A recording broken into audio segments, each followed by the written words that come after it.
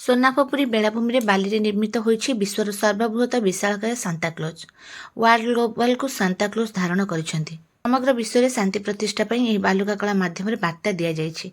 22 foot उच्चता विशिष्ट विश्वर यह सर्वबृहत विशालकाय आपुल सांताक्लोजर 45 फुट चौड़ा और 60 फुट लंबा रही। विश्व शांतिर बार्ता बहन करुच्ची बाल्य निर्मित सांताक्लोज।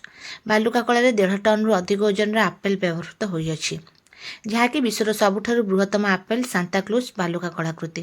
सुदर्शन सैंड आर्ट इन्स्टिट्यूट छात्र छात्री सह आंतर्जातिक बालुका शिल्पी पद्मश्री सुदर्शन पट्टनायक यह बालुका कला निर्माण करिसेंति, जहाँकु देखिबा पई पर्यटकଙ୍କ ଭିଡ଼ जमिछि।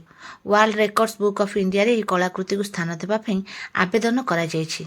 उल्लेखनीय घटना हेउछि एही 22तम पुरी बेलाभूमि बालुका कला उत्सव को चा दोकानी पूर्णचंद्र साहू उद्घाटन करथिले।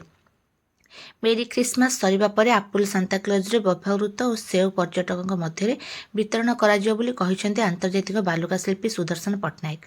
बड़दिनर अव्यवहित पूर्व पुरीर अन्यतम आंतर्जातीय ख्याति संपन्न बालुका शिल्पी रंजन कुमार गांगुली द्वारा प्रस्तुत होता सांताक्लोजर मुख्य मध्य पर्यटकों प्रशंसा साउंटिथिला।